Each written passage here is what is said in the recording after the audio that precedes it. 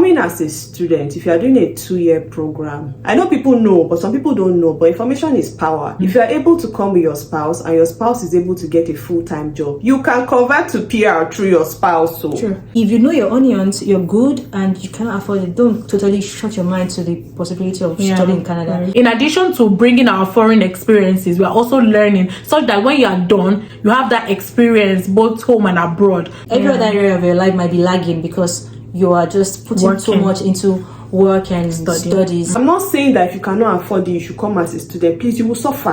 And you will cry premium tears. If you are somewhere out there and then you are struggling with, should I go to Canada? It's something I should invest in as a student.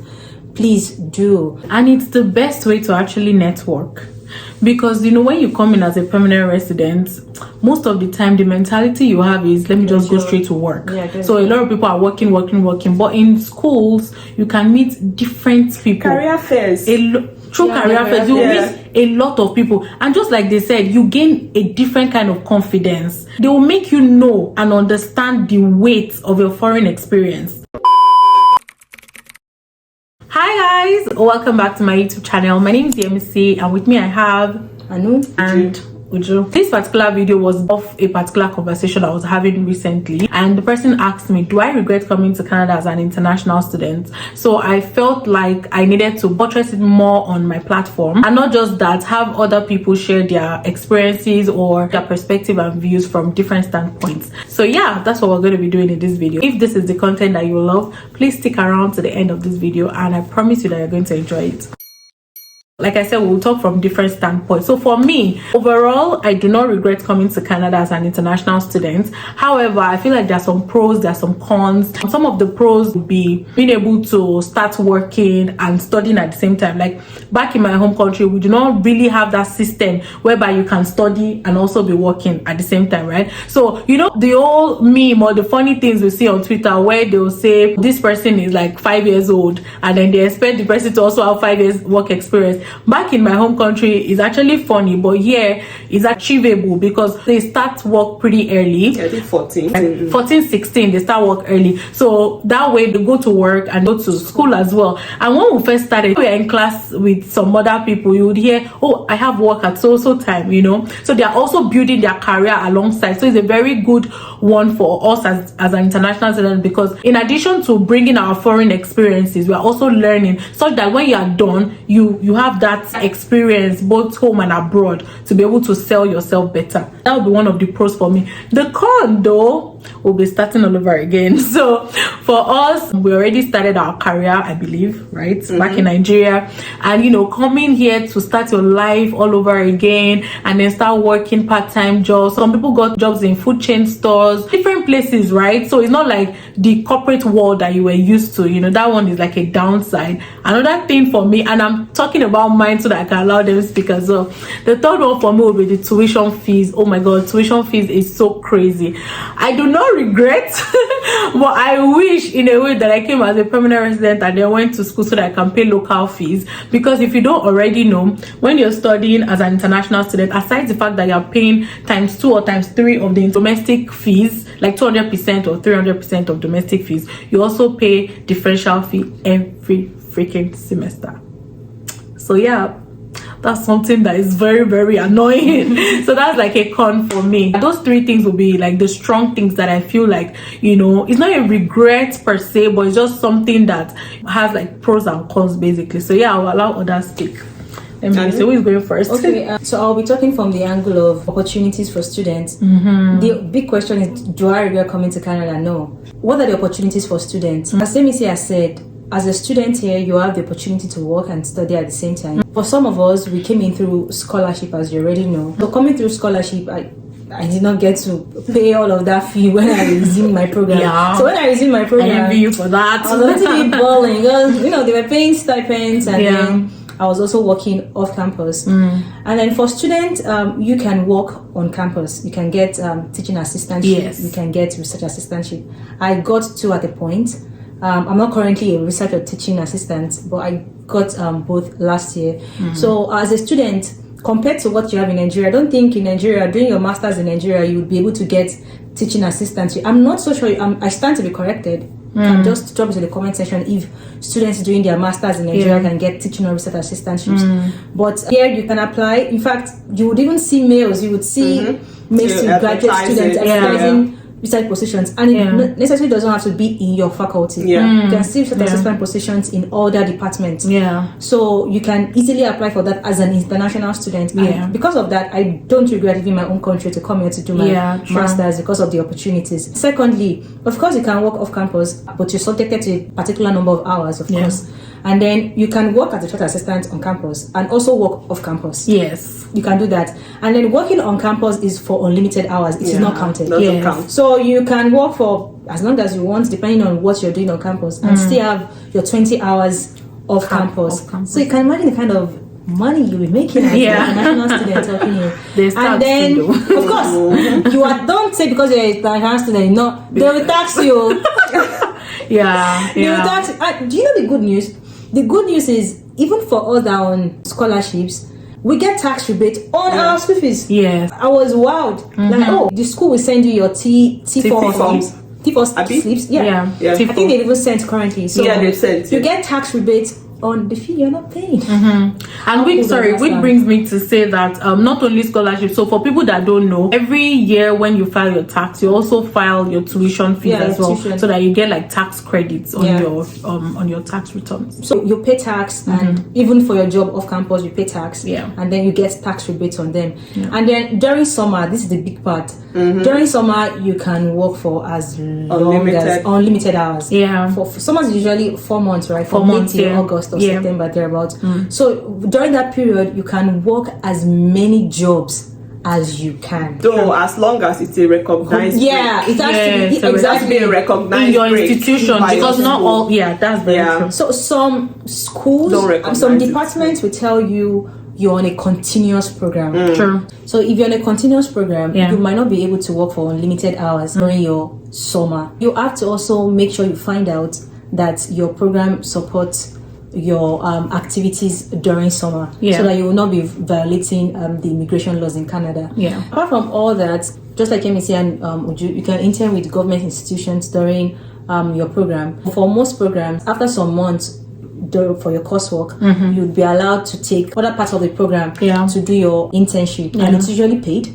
And some of them have really handsome rewards at the end. So during your master's program, you can get a really good job, and then that also counts as part of the experience. I believe you can include that as absolutely, Canadian experience. True. So imagine studying and also gaining Canadian experience while at it. I mean, what could be better than that? Apart from that, for my kind of program, if you're doing a thesis-based program and you're a student who has a family here, you can take some time off to attend to your family. You can get married, you can have kids, you can pause your program.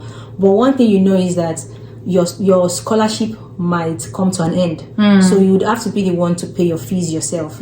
So, but you can take a break and attend to your family. You can go get married, you can raise your kids, and then when you're ready, my program has a 5-year span and it must be done in 5 years. So if you feel that I'm going to space this thing, and then you can easily do that. It's very flexible. I think you can also do that in Nigeria. You can take as much time as you want on your with your program. For me, those are the pros for studying as a student and working as a student here. The cons, on the other hand, it can be very stressful.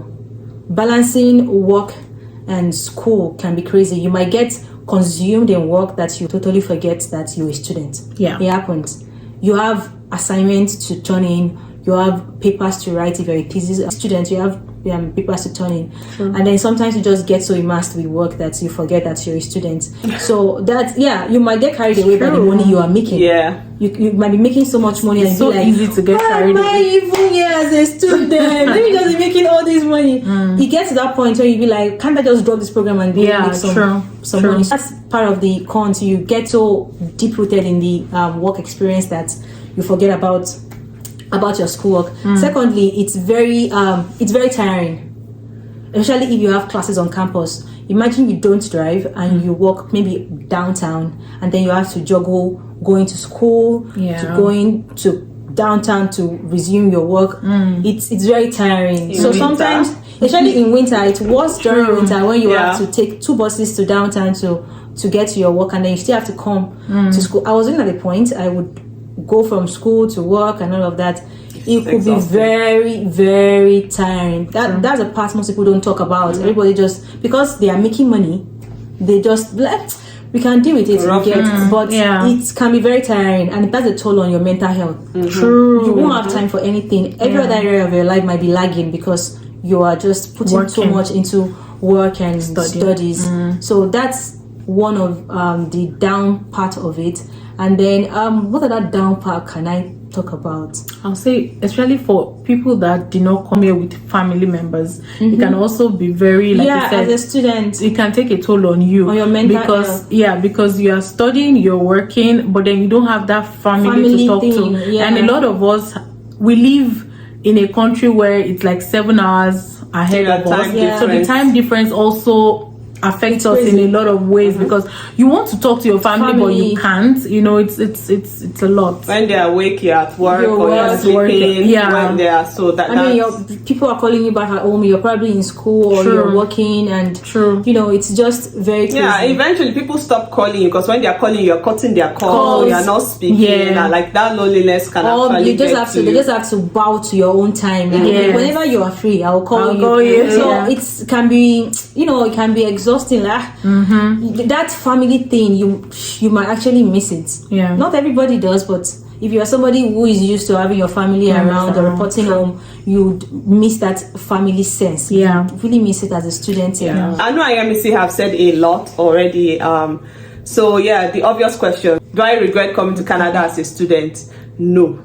The only time I say, I wish I had come as a PR, like they said, is when I'm tired, when I'm missing my family, cost of education. It's a huge sacrifice. And for me, I think it was even difficult because I had already worked like 7 years in Nigeria before coming to Canada. So, and obviously people are like that. Don't worry, when you come, you have to start again. I was just like, what? 7 years of my life, I have to start again? What do you mean by that?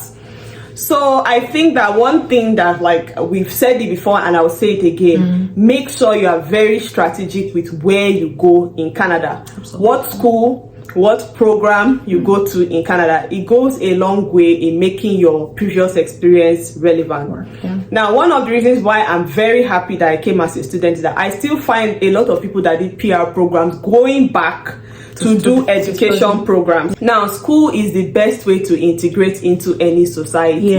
Like, they look at you as a learner. They know what you are paying to learn, right? And it's an excellent networking tool. You can go into a minister's LinkedIn, just introduce yourself and say, I'm a student of this school in this program. I'm interested in this. I would like to talk to you. They will attend to you. Very true. Like, so your student card is valuable. So when you are in school, doors open for you just by you saying, I'm a student of this and that. People are more willing to connect with you, to meet with you. Now, when you get into school, you may not get a scholarship before you come, but there are bursary programs, there are grants, there are opportunities that open up. Like, I did a casual RA job, and that job was paying me almost ×2 of the first job. In short, the first job I started here, Yemisi knows, some days I'll just be in my room, I'll be shedding hot tears. Do you know what it is to go from living on your own, having a driver, to folding laundry, loading washers? It was no joke. Like, and I used to get the night shift a lot, maybe because I was the youngest staff there, not in age, in like how as you came into the organization. So I used, and COVID, so I will sanitize, I will clean, I will vacuum, I will wash the toilet, I will fold. I worked in a spa, and the people were amazing there. So I used to look at it that, God, which kind of thing is this? They were paying me above minimum wage, and the owner, such an amazing person. So I did that job for 6 months before I now got a job that was kind of commensurate with my experience. When you are in that student phase, it's a temporary ground. I think it's a point for you to pivot. So you have to be very strategic, like reach out to people, use your student card, you have their student discounts, even some flights, some airlines have student discounts. Some stores have, even thrift store. Remember, I went to one thrift store and they had a 10% off for students. And we just showed our ID card. And then you are able to make mistakes and nobody will judge you. They just say, the person is learning the system. And then school has so many opportunities. When we were doing our preparation for internship, our school has a career center. I was able to get them to help me review my resume. They even did like 2 practice interviews with me. They have classes, free classes on like writing in corporate world, business communication. So there are so many opportunities in school. And then the people that you meet in school, because the class is so diverse and a lot of them have been working before, we have people that are directors in ministries that are in your programs. Those are your future employers. So just imagine. So that's why, like, whenever I think, I would say, I should have, because I wanted to come as PR, but one thing, then I threw it away. But when I now came, I decided, because I was ready to do my master's, I decided that, okay, let me come from school, explore this country. Yes, people say that when you come as a PR, you can go back to if you want. But I also look at, as a student, you get to explore the country without judgment. You can just really just enjoy it and build those experiences and decide whether or not you want to stay. If you leave, you can get a job in America, you can get a job anywhere. By having but even though they say, oh, Canadian education is not much of a requirement, Canadian education in Canada is a door opener both to Canada, the UK and the US. Now, talking about like, starting your career again, as a student, I realized that my international experience is necessary. It is. In class, sharing your international experience, you realize that a lot of people don't even know what happens outside this country or outside the American continent. So you are coming with a very rich perspective of a different healthcare system. Like Canada has universal healthcare. Nigeria does not have universal healthcare. But we have some very efficient private hospitals that they can model after. We have some very efficient HMOs that they can model after. That's true. So no experience is useless. Like in Nigeria, I did a project management role, and it's such a big deal here. It's like, like my mentor, sometimes I want to cover my face out. She's like, Uju is a certified project manager. I'm like, this qualification that is almost like water in my country. It's such a big deal here. Being a student, you can start out really shy, but if you take advantage of the resources you have, like now, if I'm looking at a job, I'm not looking at, we have pay band that we're looking at. You understand? Because we have gotten the support from our school that we need. We have built that confidence over time from school. You understand? We've made connections, like this internship that Yemisi and I are doing, even Anu's research assistantship. Those people are your future referees. They are doorways for you to various networking, building a personal network, building those kind of things. So that's why, even though it's expensive to come as a student, let's even talk about being expensive. Sincerely, I got my tuition back because the internship gave me my tuition back. So that huge money I sacrificed, I got it back in form of a salary. I did RA work, I got it back. I still had my other job. So just be strategic. Sometimes they say there are tangible and intangible benefits. As a student, both tangible and intangible surpasses anything that you can think of through any other pathway of coming to Canada. So I have absolutely no regrets. Yes, the cons have been discussed, like you can get lonely, the culture shocks, the weather, but is there any place that does not have difficulty? Exactly. You are the one that knows what you want. You are the one that knows what you came for. So just like we always say, find good people, build a network of good people for yourself, and just be open-minded. Be open-minded, because the fact that it's not done this way in your country does not mean that it cannot be done in another way. And ask for help. That's one thing that this place, you'll be surprised.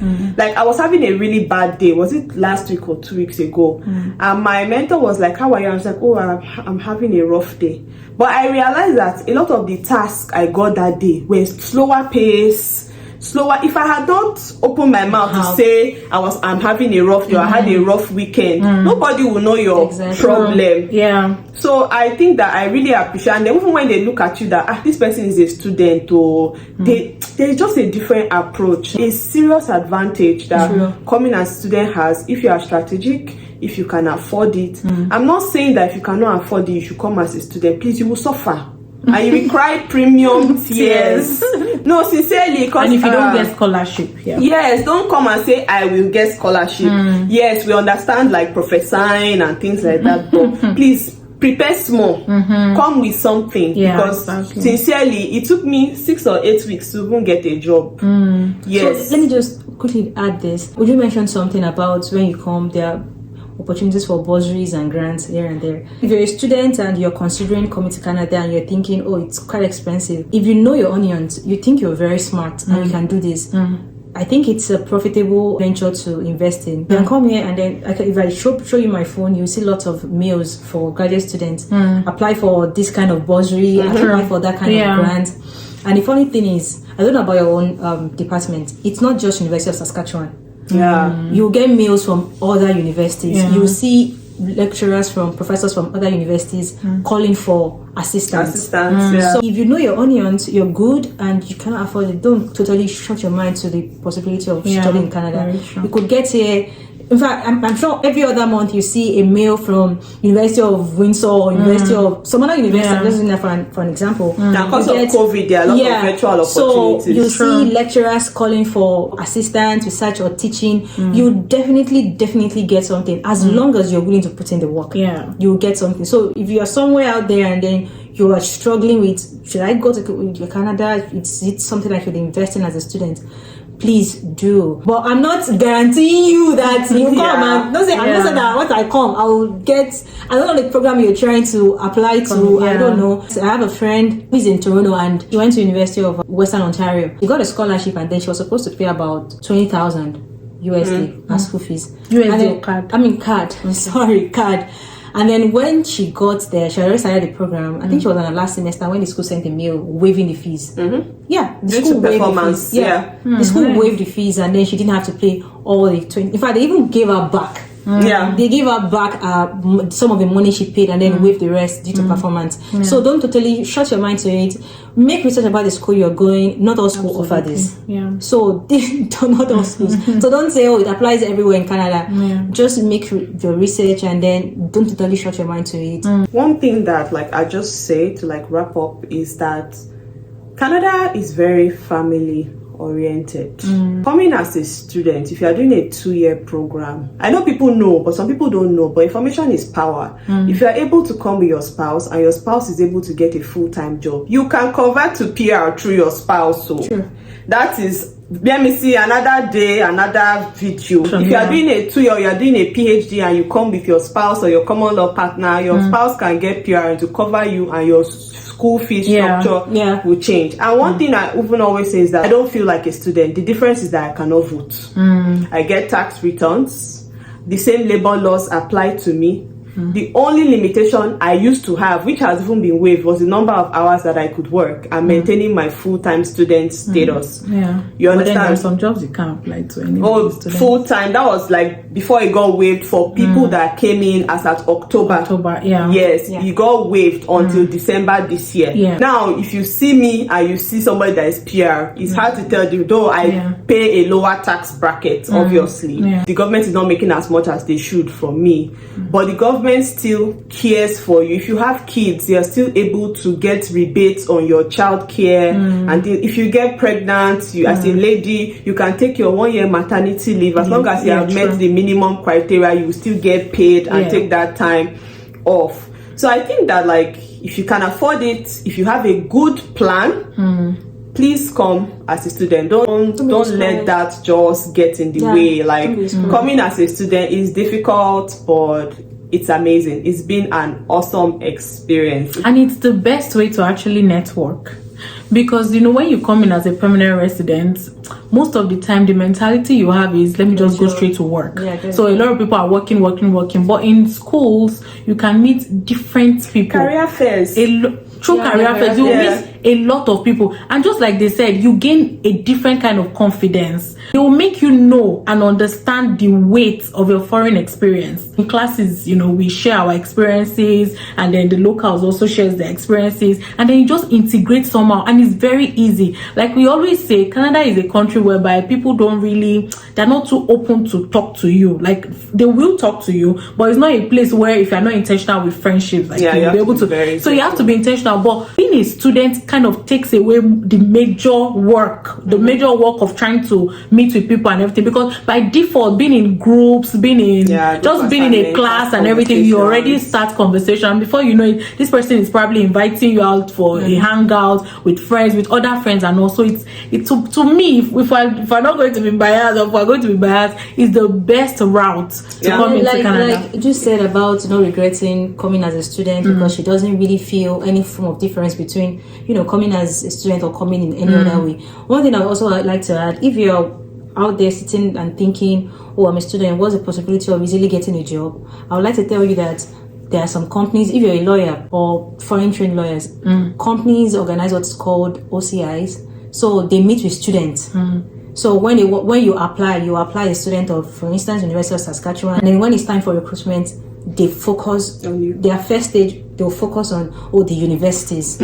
So they will go through the school for students. So they do it at the same time, but they also consider universities as university students who are applying for a particular role. So like a separate category. It's a separate category. Nice. So as a student, if you are looking into maybe articling with a law firm or doing your 1L or your 2L, they will also recognize you. So you don't have to necessarily graduate from school or be in the work first before you apply. As a student, they will recognize you. As you're going for your interview, your tag will say the name of your university. Oh, that's cool. They recognize. So it's not like there is really, how am I supposed to get a job as a student? You being a student is also an edge you have. You can actually leverage an opportunity when they are doing their OCIs. They'll look at universities. What's OCI though for people that? OCI is called on-campus interviews. So for students who apply as a student or maybe 1L, 2L, or for articling, they organize on-campus interviews for you. So they will specifically consider university students and organize these things for them. So usually they go through your school or your department to organize your interview. That's like MBA recruitment. So law has something similar. So that's what they do. So if you're a student and you are considering what's going to happen, will I get a job as a student? Do I have to wait till I graduate? You can get a job before you graduate. So it's also one of the edge of being a student. Speaking of edge, one other thing that I want to tell people is when we came in as students, we realized that we actually do have, for example, in University of Saskatchewan, we have 5 hours to talk to a writing specialist. So unlike 5 hours every semester. So instead of you just coming to Canada being a PR, and I'm not trying to say you can't come in as a PR. They have some support. They also have support. They have opened door societies to help them. But I'm just letting you know from the student perspective as well that when you go to schools, they have this writing special. And if you think you know how to write, my dear, you'll be shocked. The first time they ran my walkthrough. Anyway, you see a lot of comments, and they will just ask you, are you writing in first person, or all of those kind of questions. So something. There's no time lost because like we are doing a 2-year program, right? If we decide that we are staying in Canada, applying to get our PR, do you know that 1 year of our program is already counted towards citizenship? Exactly. So we only need 2 years on a PR to get our citizenship if we choose to stay back in Canada. When you think about it, like you're ready to make that move. You're just think about it as an investment towards a long-term goal if you have that long-term goal. So that's everything we have, right? Okay, so that's everything that we have, and we hope that you learned a lot in this video. Let's just say a big thank you to these 2 beautiful people, because I'm going back to Regina and I won't be seeing them again until next time. Thank them in the comment section, because of course they fed you guys with a lot of information that you're not even aware of before, or that I didn't remember to even share with you. That's why I love to bring people to share their different perspectives. So don't forget to like. Also don't forget to like, share, and subscribe. I'll see you guys in my next one. Bye guys. Bye.